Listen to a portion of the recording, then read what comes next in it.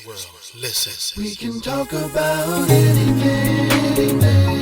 The creator's girl talk. Creator's girl talk. We can talk about everything.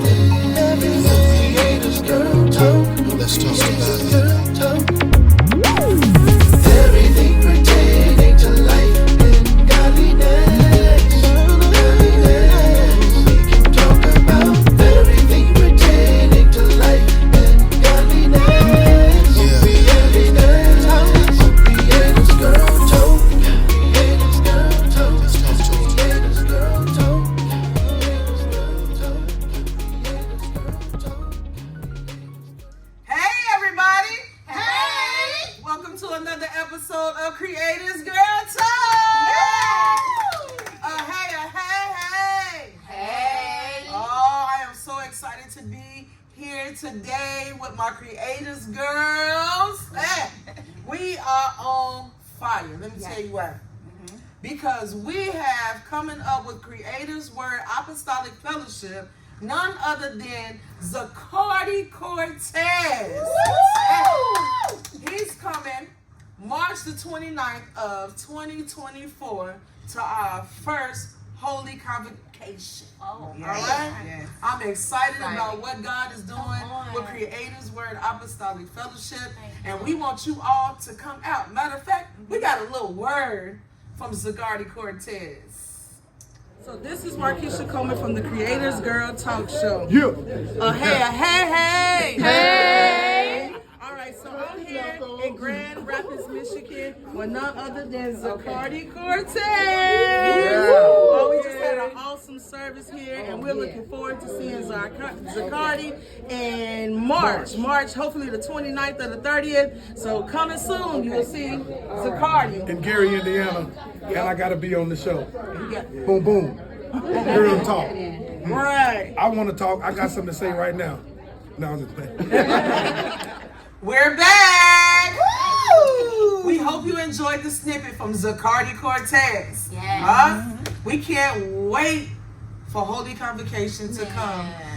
Our group Legacy got a chance to open up for Zacardi about maybe like 2 weeks ago, and he is so down to earth, and he's a very powerful singer, and I can't wait to see what he's gonna be doing at our Holy Convocation. So please get your tickets. Get ready to get your tickets, because they'll be going on sales soon, so you can come out and worship with us at our Holy Convocation next year in March 2024. Right? Oh my God. Okay, so listen, I'm gonna always say we got a juicy one. Because we do got a juicy one on today, right? We do. Today we are talking about self-sabotage. Oh my Lord. I got the definition for self-sabotage. It says it's when people do or don't do things that block their success or prevent them from accomplishing their goals. It can happen consciously or unconsciously. Self-sabotage behaviors can affect our personal and professional success as well as our mental state. I never thought about it until we actually started digging in it. Somebody actually, and I believe it was Bishop, said, you ever thought about talking about self-sabotage? And there are so many ways that you can self-sabotage yourself. I didn't know that people are afraid of success. There are people who are afraid to make it because they don't want to be on a certain level and then have the opportunity to fail. They want the don't get me wrong, they want the glimmer and everybody want to be rich. Right. Everybody want to be rich, but they don't want the issues that come along with being rich. Okay, that makes sense. Or the different lifestyles. Some of them don't believe that they can even make it in that lifestyle. You know? And they'll give up on their hopes and their dreams because of that. And another thing that people do is they'll talk themselves out of their blessing. Yep. Okay. because you don't think that you are capable of doing what God has already put in your hands to do. Wow. So then my question becomes, it got to be a faith thing as well. But in order for us to really dig deep, I think that we have to dig deep within ourselves. I'm very transparent. And I asked the Lord, I was like, in my life, where have I been, I don't know the acronym for it, but where have I been, where have I used, I'm going to say, self-sabotage? Where have I self-sabotaged myself? And for me, it is loving the unlovable to a point where it messes your spirit up. Okay. For me. Instead of helping them, I'm helping them in a way where they can grow. A lot of times I was helping them rehearse their issue. Yeah. Or staying in the same place. But actually hurting myself in the meantime. Because now I'm going overboard to help somebody who don't want no help. Yeah. And more than likely, they probably were self-sabotaging as well. And you don't know it. You know what I'm saying? You don't know that you're doing what you're doing, because a lot of times, because we are givers. All of us are givers. So we put ourselves out there a whole lot. But sometimes it's in situations and places where we shouldn't be putting ourselves out there. But because we are who we are, we almost sometimes feel like we can save everybody. Yeah. And we can't. That's right. Only God can do the saving. He gives us a word to say to the people, to give to the people. But we have to use wisdom on, Wisdom. is that who he's sending you to? Right. Right? That's right. I've also stayed in situations too long that I should have nipped in the bud and cut off. Especially relationship wise, before I got married and different things like that. And when a person is toxic, or you in situations that's bad, but you stick in there because you've been taught a certain way. You supposed to be with your baby daddy. That's how they did back in the day. If you had a baby by somebody, you was automatically married. That's your husband right there. You got to go with him. Yeah. And you would try to make it work, even though you know that this is not going to work. It's not going to work. But you put your best foot forward anyway, because you want to make it work, because now you got a child by this person. Now you got a soul tie by this person. And we were taught, to be wives. Well, obviously all of us are wives. Amen. So we were taught by our parents how to be, wives. That's right. And so that's one of the things that we desired to be, was a good wife, But we would give our wifely duties to people who didn't deserve them. We were self-sabotaging. And that's a form of self-sabotage. Yeah. Oh my. You know what? I'm reminded of, there was a time I worked as a counselor in the minimum security prison, and which is 2 years. And so after the 2 years, it's time for the person to get out. So my job was to do substance abuse counseling, and I was given 6-month cuts. So people would be ready to go. So I'm excited, we got a plan to go. And then they would just reoffend right there. So then we're back in therapy and counseling, and I'm asking, hey, you were supposed to be out. I talked to your wife, I talked to your kids. So I'm just scared. Yeah. I've been in here too long, and you guys believe in me, but they don't. So they self-sabotaged your situation and had to redo time. And unfortunately, sometimes they would do higher crimes. They would have to go to the maximum facility. Wow. Because they don't feel like they belong. Like I've known some people that's been locked up since I was about 5 years old. Oh, yeah. And they're just now getting their parole. Now, mind you, when I was 5, there was only one computer, and it was a word processor that the whole class used, and it was almost like a digital typewriter when around the time I was 5 years old. Could you imagine getting out and everything is on the screen, and trying to maneuver the internet, and a lot of people are not taking cash anymore, and trying to get yourself together, and people now is swiping with the phone, and you know, Right, come out looking for a payphone. Yeah. So you You can come- call a ride. Like, wait, ain't no payphone. like the dude on I'ma Get You Sucker. He came out with his whole pimp. He thought he was getting it. He had his little hand going back with his with the fish shoes, the fish So tank out of touch. shoes. So out of touch. One broke, and now he lipping the fish on the ground, and they looking at it. He was out of touch.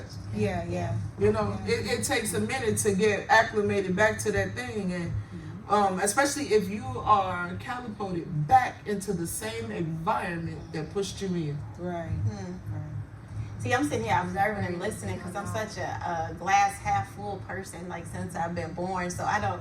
This is a subject that I'm more so like trying to understand and I'm wondering, is it something that starts from childhood? You know what I mean? Without the affirmations, without faith being poured in, without, because you said something that was key, like people don't feel like they're worthy to be where they're going, especially in God. Now I'm a new creature in Christ, and God is opening doors and making new ways, and you still may feel some type of way because of your background and where you came from. Because I've often been one of those people to say, like, pay attention to where you are and who you're around, because you'll still be thinking small. Like, and one time I think me and Kelly had that conversation when she first started coming to church, and she said something that made me actually say, sis, look who you around. Like, look who you at the table with. Like, at the moment, it was like all leadership, and I had to make her like kind of look at that to come above your situation and be, because we'll even be like, I can't wait to live like this one day, and I'll be like, sis, you're here. Right, you're living You're it right literally now. here. You're in it, and sometimes people don't see that yet. They don't see how God is able to make the way, and it's not going to be about you carrying yourself the way. So it's this, so I'm so faith driven, and so like, it's gonna be all right. Like I said, it's gonna be all right. Like, yes, I can do it. And I was a little kid that you would catch in the living room talking to the old bishops and people that the kids were afraid to talk to, because my mom always gave me that confidence and that affirmation to talk to people. So I'm telling you, this one right here, I'm listening and I'm asking questions right here. Like, how does that start where somebody wants to subconsciously sabotage their success? Just because it's a learned behavior. It's a learning. It's a learned behavior. It's because in their belief system, they believe these things that are not real. So it's the way they feel, the way they think, their attitude about it. And so by the time they're 6 years old, they've already learned how to self-deflect, do these self-defeating behaviors. And then ultimately as an adult, we're still seeing this child who had this belief system, and learn how to do right. So would that be the same as like a really fine brother that got it going on and got it together, but he wants you and you constantly like, leave me alone. You can't be seriously like won't leave. Because they don't think that they deserve it either. Right. Listen to this. It's a psychologist thing that self-sabotaging behaviors often stem from limiting beliefs about one's self-worth. That's right. So maybe a person fears success because they don't think they deserve it.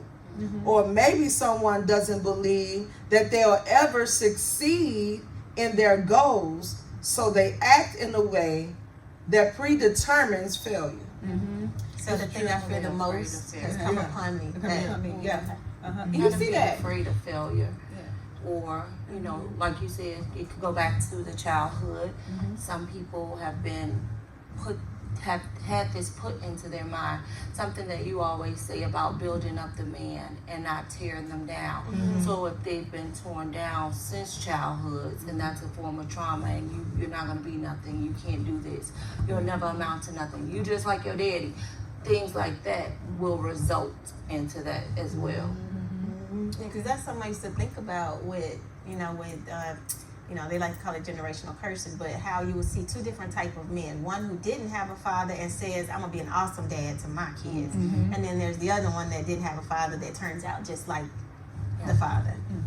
So I often wondered about that. Like, what would make the difference between the two. And that mindset Yeah. to overcome would be probably in an instance of seeing something outside of that and experiencing it somewhere else in someone else's household and saying, this is what I want to be like and not like that. I'm not going to treat my kids like this. I'm going to love my kids, not like Daddy didn't love us, because they may have experienced it in another household. Like I could say, like, if you know you had friends or stuff and you would go over their house and you'd be like, man, you know, they got their parents here, everybody love each other, you know what I'm saying? This is what I want.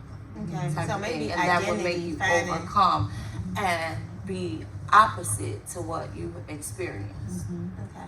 You gotta have that will too, because they don't want, you know, for the person that says, you know what, I was treated like this, so I don't want to treat nobody else like that. Yeah. That's got to be in you. But you got some people who was like, especially when it comes to different types of abuse. Shoot, they abuse me, so I'm gonna bruise as many people as I can. I ain't never understood that. I want to hurt them because I was hurt. Because unfortunately, they're displaying what they believe what is right. So it's a personality, you know, that is driven by their character.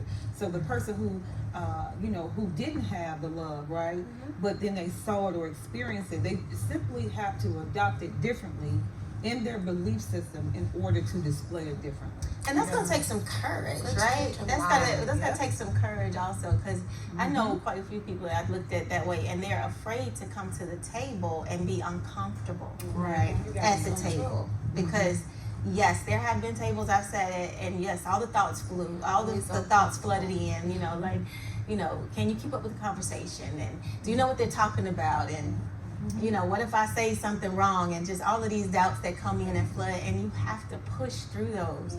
You have to have enough courage to be like, you know what, I'm gonna be uncomfortable. I've been in certain conversations where I'd be like, no, say that word again. Can you explain me that word? I need you to tell it to me like I'm a 5-year-old. Like, just having that courage to be like, everybody in here started somewhere. Right. Everybody didn't come out the womb knowing all of this stuff. So just being okay with having some courage to make it through those uncomfortable levels, I think, is what most people. Shoot. I was just thinking too, some people who are, because I call it some people that are born with silver spoons in their mouth. That means they pretty much they set up for life before they can even walk, you know. But they self-sabotage themselves as well. Because they can feel the same things, like I can't hold up the same standard my parents did, you know. Or you know what, this is just too much for me. I don't want to be a lawyer. I want to work at McDonald's. You know what I'm saying? Like, nothing wrong with working at McDonald's, don't get me wrong. I'm just using it as I knew a guy who was a bum on the street because he didn't want to inherit his gas station. They like, he actually owns his dad's business. They left it to him, but he decided to be a bum on the street. Yeah. There was a guy that my dad worked with, and when he died, they went to his locker at the steel mill, and girl, they had like $1 million worth of checks. He never cashed them. Wow. Never cashed it. Just didn't have the whatever tenacity to be able to move forward with life. You know. But it's true though. Like in success, there are levels. I think where you start to actually feel the weight of that next level that you kind of hitting, and sometimes. You know, even the Bible said, you know, a wise man kind of like weighs out, and you know, you start to consider all of, you know, everything that you're getting ready to do. And I know that weight can kind of hit people hard, and I think that's why you have to either be faith-based or you have to keep yourself around people that are doing well. Because I know even on Instagram and different social media, they have people like sites where you can go if you are an investor, if you're a millionaire, like, and they're doing these affirmations, they're doing these things, you know, to keep themselves kind of excited and pumped up, because I'm guessing fear is always going to, you know, show its ugly head. Always. And I think that's one of the major fears is the fear of the unknown. You know, and if you don't have faith, then, you know, I think faith will keep you from being so structured of the fear of the unknown. Right now I'm stepping in some different territory, something that is so like different for me, and I'm sitting at a table with some people that I would have never probably imagined, and I'm just looking like, okay, God, what you doing? Because I ain't got nothing right now. Like, because what is going on right now? And he's just letting me know, like, that this is what I've opened up, and so this is where you're gonna go. So now I have to walk into this unknown area, like, totally dependent on God, because I ain't got nothing. I ain't got nothing in what you try to do up in here. Yeah. This has got to be all you, because when you sit at different tables, you're gonna be sitting with different things, and a lot of things might not be God. But God is bringing you in so that he can show them God. And we got to be ready to go through the doors we prayed for God to open. Yeah. Right. Something different. All right. Okay. So guess what, everybody? Tell us. I say, guess what, everybody? What? It's time for the Bishop's Corner. We'll be right back. Welcome to the Bishop's Corner. Talk to us, Bishop.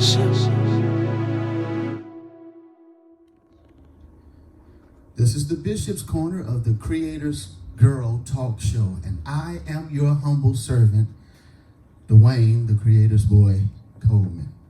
Now listen, I love this subject. We're talking about self-sabotage. I tell all of my children, there are two things you can learn from your parents. Number one, what to do. Number two, what not to do. As it relates to self-sabotage, there are two areas that you can go. You can either make mistakes or stupid decisions, and there is a difference. A mistake is something you can't help, but a stupid decision is something that you make up in your mind to do. And 9 times out of 10, that stupid decision is what's being used as self-sabotage. I see David, I see Bathsheba, and I see Solomon sitting on David's lap, and I can hear David telling his son, Solomon, don't let go of wisdom. Don't let go of knowledge. Don't let go of understanding. Bind them about thy neck like a chain. And as Solomon remembers this, he's writing it in the book of Proverbs. The Lord came to Solomon in a dream, and he told Solomon, you can have anything that you want. And my guess is the reason that the Lord was able to trust Solomon to make such a decision in a dream is because he had a father who instructed him on what to ask for. I can imagine David saying, don't make the same mistakes I made, son. Find your own to make. But alas, after Solomon asked God for an understanding heart, the Lord said, because you did not ask for the life of your enemies or riches or long life, I'm going to give you all of that as well. And so he had all of the riches and all of the understanding and all of the knowledge. He was more knowledgeable and more wise than any man that had ever lived during his time. Even kings came from other countries to bow before him to get some of his wisdom. But then we read later on in his life, 1 Kings 11, that Solomon loved many strange women. There he goes, making his father's mistake. And the crazy part about Solomon is he had made it. He was successful. He was up there. And he sabotaged what he had. And he ended his life dealing with an angry God. Isn't that something? So we have to be very prayerful. We have to be very careful, because self-sabotage comes in many, many, many forms. And it's very deceptive. And we can be self-sabotaging and don't even know it. But again, if any man be in Christ, he is a new creature. And if we live life as that new creature in Christ, there's no such thing as self-sabotage. This has been the Bishop's Corner of the Creator's Girl Talk Show. Thank you so much for listening. I love you real much. Be blessed. We're back. Hope you enjoyed the Bishop's Corner. Yay. Oh man, we're back with self-sabotage. And there are different forms of self-sabotage. Some of them are procrastination, low self-esteem, My Lord. negative self-talk, Yes. and perfectionism. Those are different forms of self-sabotage. self-sabotage. Say it one more time. You can think that you're too high of yourself. You can think too much of yourself. You can think too low of yourself. Procrastination. Just, I suppose, like when I was doing my book, I wasn't self-sabotaging, but the book should have been finished, but I was not doing what the Lord told me to do, because it should have been out before, it's time, but I was procrastinating.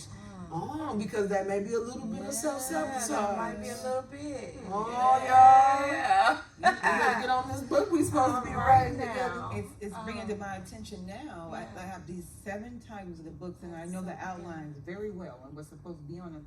I shared it with Melissa, and she said, "Stop saying that you're not a writer."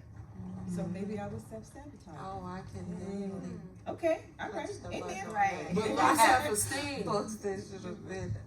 is the one that got me that low self-esteem. Yeah. Because it brings that low self-worth. Yeah. You don't think you're worthy enough. That's coming with that low level spirits. Yeah. Mm-hmm. So look, we searched the internet for self-sabotagers. And we came up with a few people, and Rochelle's going to tell us who they are. Okay, well, first I want to say that we discussed it a little bit, and we're still struggling with the people who know they're self-sabotaging and the ones who don't know, okay? There were so many listed on the web, but the 3 that popped out was Lindsay Lohan, for one, Chris Brown they talked about, as well as Kanye West. And so with Lindsay Lohan, basically, she was a child star, and then she got into some things dealing with drugs, arrests, and driving drunk and things like that. And unfortunately, we never could tell whether or not her career it was going to go promote from there, okay? With Chris Brown, unfortunately, we know that he had an incident with Rihanna. And then on the Today Show, he was in an interview, and when asked about it, he threw a chair at someone at the show, okay? And then immediately following after that, unfortunately, he also was in a drinking and driving situation. So I do know that these stars we're talking about are on an uptick right now, but at the time that they were self-sabotaging, we didn't know where their careers would go according to the internet, okay? That's our disclaimer. And then, of course, with Kanye West, who is a long time person who always speaks his mind. We never could tell whether or not what he's going to filter or not filter. So unfortunately, in the 2023 and 2022, he did lose a lot of business because of it. And at the time, I'm not sure, because we don't want to pretend like we know if he's still a billionaire status or not, but we do know that he lost that status for a while as he was going through that. So these are 3 that the web identified as self-sabotagers. Wow. The one that gets me though, and I love Chris Brown. Yeah. I do, I really do. But what trips me out is that these people believe that they so privileged that they can do whatever they want to do. Okay. So, it's like, I know I'm wrong, but I'm going to show you exactly how I feel, because nobody's going to do nothing about what what I got going on. That's kind of how it feels when you got money, when you feel like you at the time, you feel like you can do anything. And that brings, that you're self-sabotaging yourself. Now we are going to tune into Kelly B on the Beat. Check it out. Hey, Kelly. Hey everybody, it's your girl Kelly B. I want to say hi to my creators girls, and I want to introduce my guest here, Miss Mikhail Blake. How you doing, girl? I'm fine, and you? I'm wonderful. Hello, creative girls. Hey. So I just wanted to come to you guys with a question that we are talking about. Our topic today is self-sabotaging. I know personally I have done it in the past. What about yourself? I have. For me, I find that I get to that place when I get fear of succeeding. Yeah. And so when I get to that place and I'm scared to continue on, I'll start making stuff up and I'll mess up. Yeah. And it won't even be on anybody else, but it's on me, because now it's like, hey, you have the opportunity. All you have to do is keep walking through the door, and then you get scared, or I've gotten scared and just started, sabotaging, setting my own self up for failure instead of just going. Yeah. I've done the same thing with my music. I don't know. I feel like I got good music and, people vibing with me. But then as soon as I start to feel like I'm going somewhere, I talk myself out of everything that I'm doing. I make up in my mind, you know, I don't have the money for it. So that's a self-sabotage. What's some other things that, Like what's some points? it'll be the time. All of a sudden now you sleepy. I don't want to do it. I don't want to do it. Now you made it all this far, then and then it's like, okay, the last step is this. So let's just say the last step is picking a red rose. The red rose could be sitting 5 feet away, and then I'm standing there just like, I ain't gonna pick that rose. What if it's a bee? Okay, if I go over there, it's probably a bee by there. Just it's mad, going crazy. Mine, just now you're running and you're playing different scenarios because you're thinking, if I pick this up, what's going to happen? Yeah. And it also could be the thing of the fear of the unknown, because now I can't control it. It's unknown what's going to happen. And so that becomes a place of I'm saying, okay, I don't want to do it no more. Yeah. Or if I'm doing, it's like, well, it's this way, how I. And it's like, no, you know, but you'll get to a place that you'll start stopping and sabotaging stuff because now your mind is going and you're thinking about different things. And for me, I know I'll get scared and get fearful, and like the what ifs have now taken over. The what ifs, that's a good one too. With self-sabotage, the things that I used to do, it affected my relationships with my children, it affected my relationships with my family members. Mainly my husband was the main victim of my self-sabotage, I would say. Because I did a lot of things in my marriage that would have destroyed my marriage. My marriage almost ended in 2016 too. That's also another reason why things shifted for me. My mindset shifted. I knew my marriage was over at that time. To me, I knew my marriage was going to be over, so I decided to do things to change myself and focus on myself. And that was my awake. So I was like, okay, what do I need to do to change myself? God, show me what I need to do to start doing things right so that I can better myself. Not better myself for my marriage because my marriage is over. That's what this is my conversation with God. My marriage is over, so I'm not going to do something to rectify my marriage, but let me do something to rectify my relationship with you, God. So let me figure out what I need to do. So I got baptized again in, what was it, November of 2016? Yeah, I only asked her because she was there. She was there with me the whole way. This is my best friend for real. So, and then after that, I decided to start really digging into the word more. I started getting more closer and closer with God. I didn't try to fix my relationship with my husband. God fixed my relationship with my husband. So that was the big change, is because I gave everything to God, and I said I shifted my focus off of myself and shifted my focus off of my problems and my circumstances. I focused on Him. That's when things started shifting, and my marriage is better than ever. I'm still married. Hey! And our marriage is stronger and closer and deeper than ever before. So, and I'm so grateful to God because He revealed to me that I was doing things it wasn't just genuinely to hurt myself, because I didn't feel worthy, I didn't feel loved, I didn't feel cared for, I didn't feel like I deserved to be cared for ever in my life. So I did things intentionally to hurt myself and hurt those relationships that I had. So yeah, so that's all I got. Well, there you have it, Creators Girl. This is your girl, Kelly B again, and we love you in the Creators Girl studio. See y'all soon. Bye. Bye. We're back. Woo! We hope you enjoyed Kelly on the beat with her special guest. Right? Yeah. We want to say that when it comes to self-sabotaging, we must know ourselves. You must know yourself. And it's like a quote that says, and do yourself no harm. Yeah. You know, some of us know when we're doing self-sabotaging behaviors. We also, sometimes we don't. But if you know that you are not following God's voice, or you're not walking by faith and not by sight, you'll be more successful in just reaching your goals. There's nothing to taking a chance. And if you fail, there's nothing to getting back up and doing it again. Absolutely. It's a lot of people who started over, but they didn't give up. There's so many people, like, I'm gonna use Michael Jordan because he's one of my favorite basketball players, and he talks about it all the time.